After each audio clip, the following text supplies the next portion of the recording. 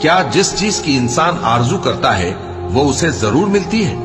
سو آخرت اور دنیا تو اللہ ہی کے ہاتھ میں ہے، اور آسمانوں میں بہت سے فرشتے ہیں جن کی سفارش کچھ بھی فائدہ نہیں دیتی مگر اس وقت کہ اللہ جس کے لیے چاہے اجازت بخشے اور سفارش پسند بھی کرے۔